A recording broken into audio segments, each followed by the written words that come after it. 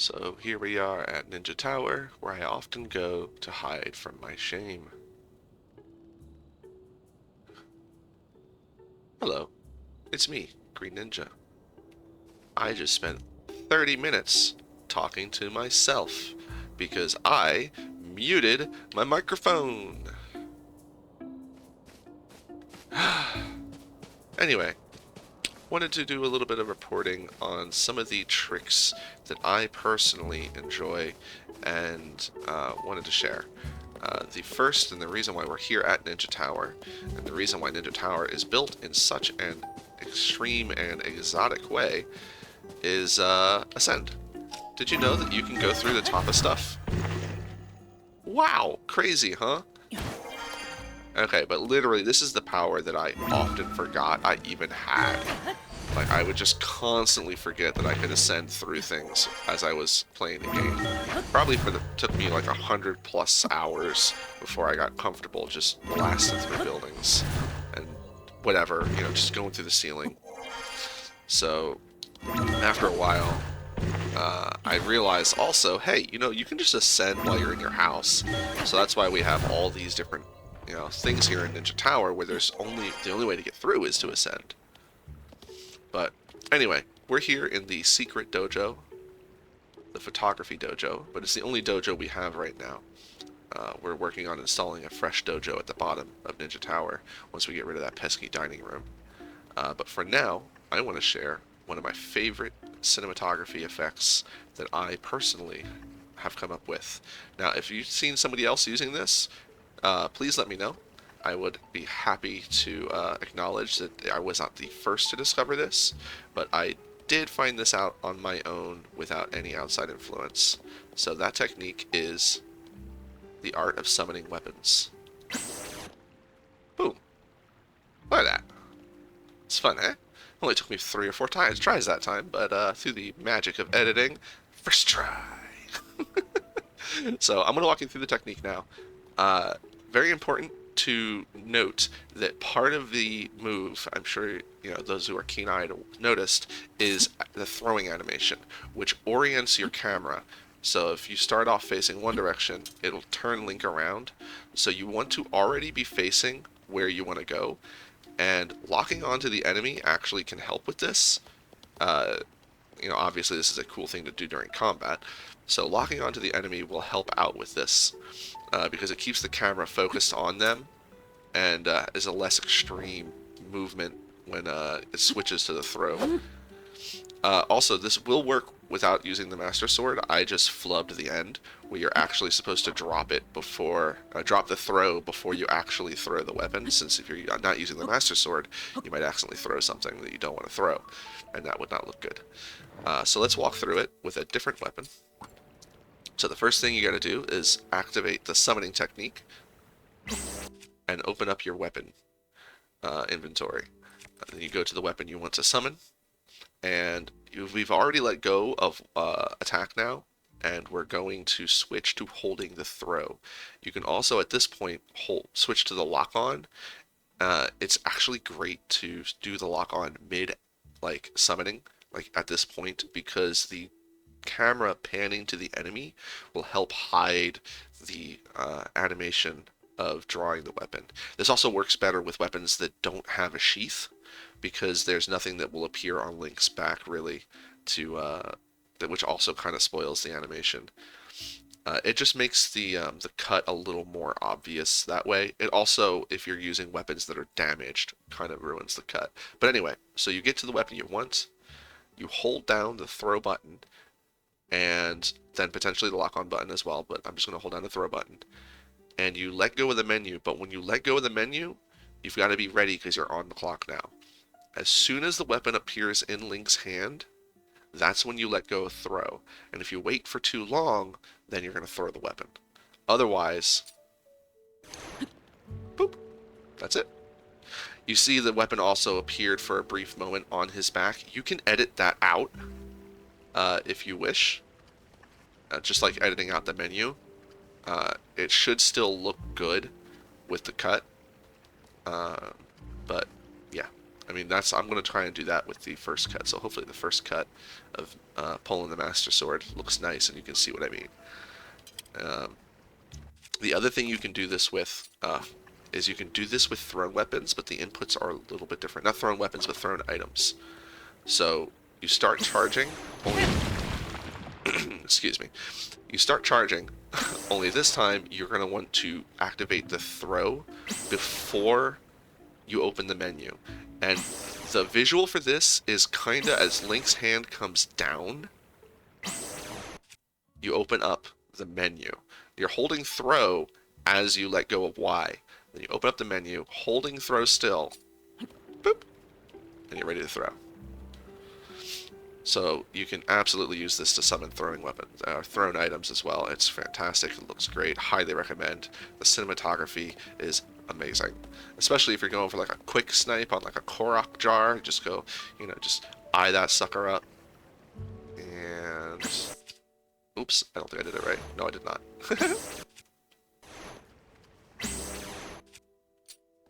Yeah. Got him. Anyway, the next thing I want to share is my technique for this, which I refer to as the Dark Aura. You already saw below the image here. Let me pop it up real quick of the regular aura. It's not too hard to get a hold of, but getting that Dark Aura is another thing altogether. I have some images in here because, as I said, I already did this and then failed to have my audio unmuted. Anyway, so regular aura is just standing in gloom, easy to get, no big deal. The Dark Aura, however, that's the secret. So let's go down into the depths, and I'll show you how to do this effect. What it is it's actually the hurt box effect of the gloom.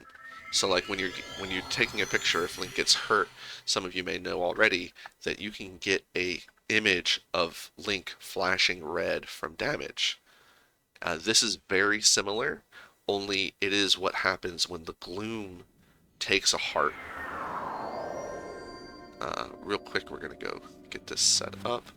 On the way, we're going to stop by a ghost pedestal, and I'm going to show off another fun little bit of camera effects. This one you may actually be able to recreate using flame entanglement. If you're not familiar with flame entanglement, I highly recommend Googling it, but there's only a few videos that really talk about that right now. I'll be covering that one in the next episode of Ninja Reporting. But without flame entanglement, you can still do this. You can get some goofy pictures like that. Now, I'm sure most of you already have discovered or seen videos about the fact that the ghosts don't like to be photographed. That is actually what we're going to take advantage of. It's also not entirely true. I mean, they don't like being photographed, it looks like. But you can, if you're really quick, get a photo with them, and if you obscure them in some way, they also, like, I guess they like to take selfies with Link. I don't know. Maybe they just don't want to be photographed by themselves, or they're just getting out of the way for the sword. But you can get the ghosts in your shots. It's not too difficult. You just do it quickly. But we take advantage of that by so the sword itself doesn't have a hitbox. It's the ghost that has the hitbox. So you can work Link right up into this sword and then take some pretty goofy pictures with those weapons. It's just a matter of where do you want to stand, how do you want to get the shot, things like that.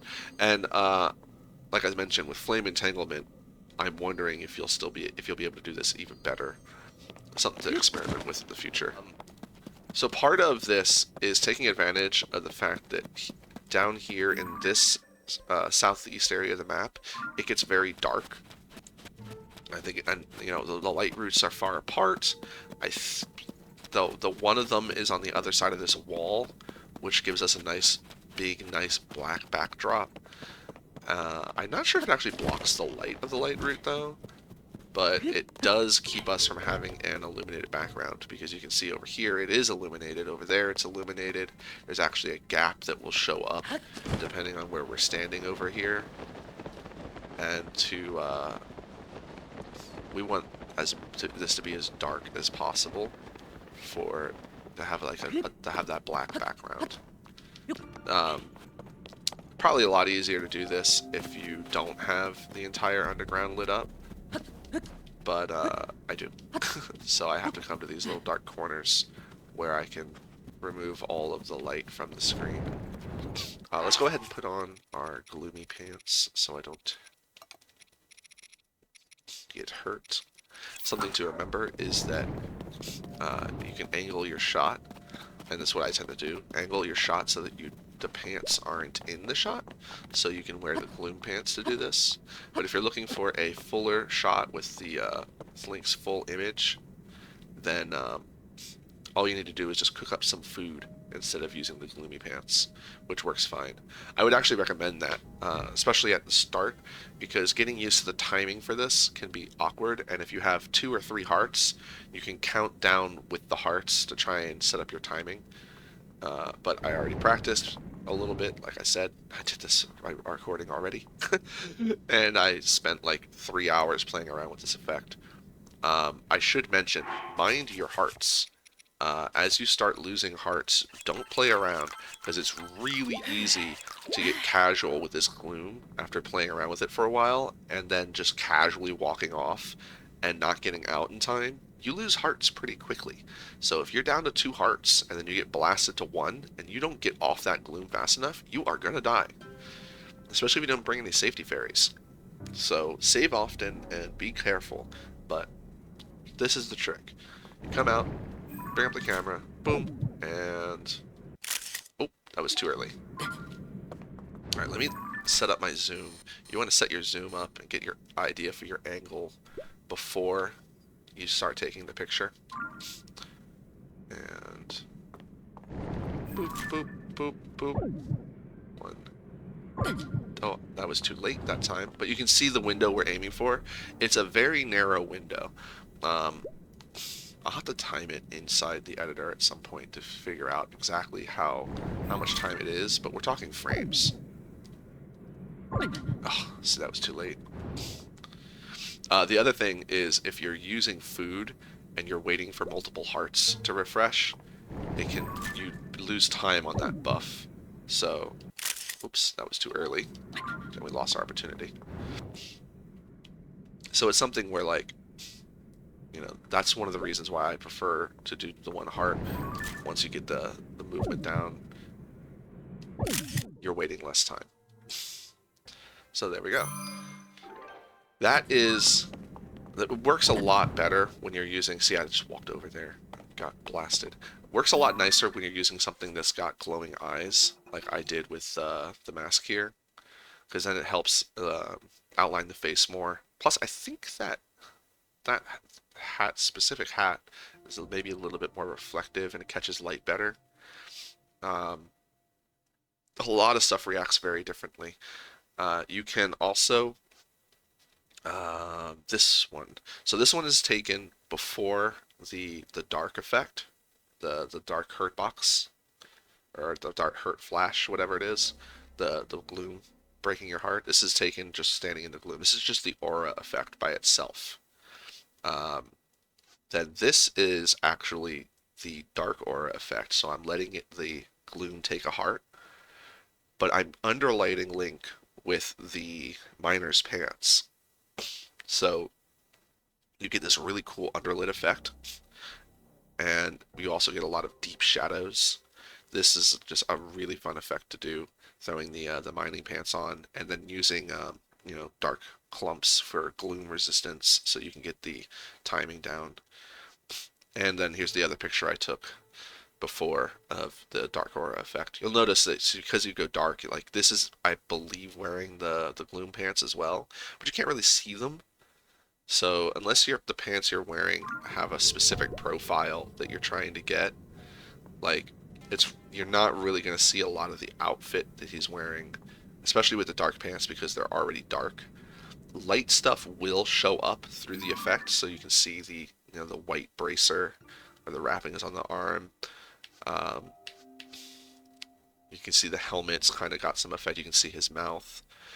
So some of the effects, some of the lighter things on the model, the character model, will show up. I mean, the best example would be the yellow pinwheel. Comes through practically lit as could be. Anywhere in the gloom is fine for this. I haven't really tested it in the lights. Okay, we'll use this. Let's test this out real quick.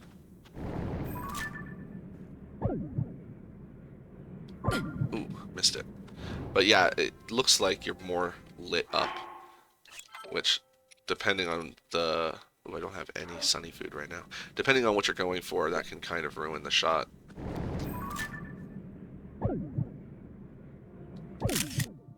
Yeah, much more lit.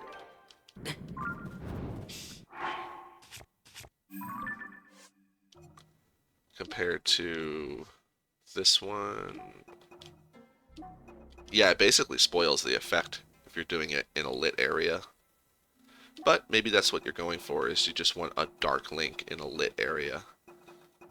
But to get the full effect like that, you want to be in a dark spot in the depths. But yeah, I had a lot of fun with that. There's a couple of things. Let's go back to Ninja Tower real quick.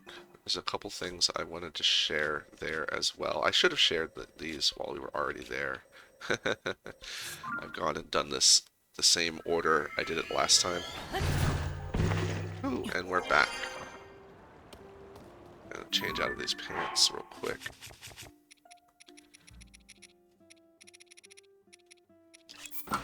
So, here we have fish and we have horse. Why do I have horse at the very, very tip top? We are 11 stories up.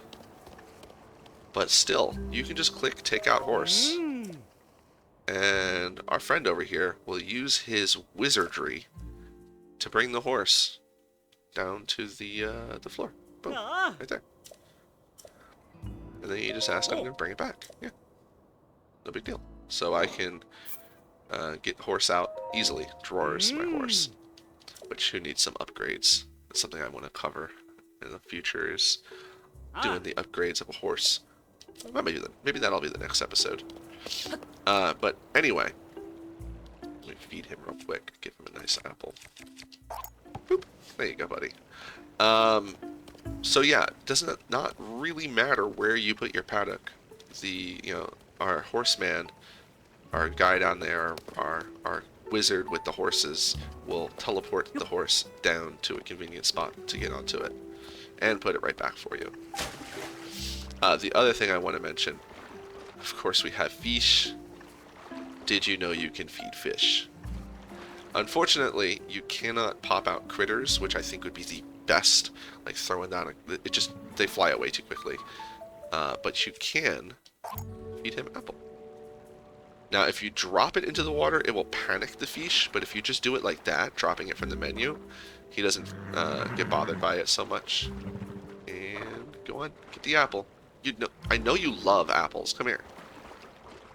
You're ruining this shot. Come on, fish. Eat the apple. I know you... Oh, yeah, he's ready for it. Look at him. Yeah, get that apple. Get it. Get that apple. Ah, it's the best. So, yeah.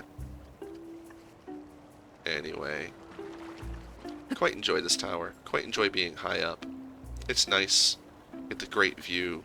I highly recommend experimenting with going high on the tower. And of course, you get some interesting effects with the distance, the render distance. Sometimes the game is not happy with my choices. But this is where we hang out. Quite like it. Get some great sunrises. Yeah. Anyway, before this gets too long, I'm just gonna cut it here. I have been. Wait, hold on. Am I floating? Like a good solid 2 inches off the ground. Well, watch out, David Copperfield. Anyway, I hope all that was very helpful. I'm having a lot of fun with the more photography and cinematography tricks that I've been finding. I'm not really into the duplication stuff anymore. Well, I never really was in the first place. I know I've mentioned this, when reporting on those techniques, that it's just not really something that I'm into. So from now on, there's absolutely going to be more of a focus on photography tricks and on cinematography tricks. Cool little things that you can throw into your combat videos for some extra fun, or cool photography tricks that you can use to set up like some really cool thumbnails, or just have some really cool shots to brag about, stuff like that. I'm much more style focused than I am on anything else. So hopefully I'll be able to find some more stuff to share, and everyone can be fabulous and stylish like Green Ninja. But yeah, that's the goal. So hopefully you'll enjoy some of these tricks. No, I also plan on throwing in random fun things like the feeding the fish as I discover those things. I mean, I think by now a lot of people have seen the feeding the fish. I don't know. But anyway, I'll be looking into flame entanglement next. This is actually the reason why I'm staying in 1.1.2 and not updating, is so I can play around with flame entanglement. I'm certain there's going to be a lot of really cool photography effects, and kind of bummed to see that it got patched out. But, it's related to some of the duplication glitches, so I'm not all that surprised that it got patched out. Anyway, I'll talk more about that next time when I cover it. And hopefully I'll have some more cool stuff to share for you on Ninja News. I keep calling it Ninja Reporting. It's Ninja News. This is Ninja News. I am the Ninja Korok. I am Green Ninja, and I will be back with more stuff, because I'm always looking for stuff, because that's what we do. Ninja out.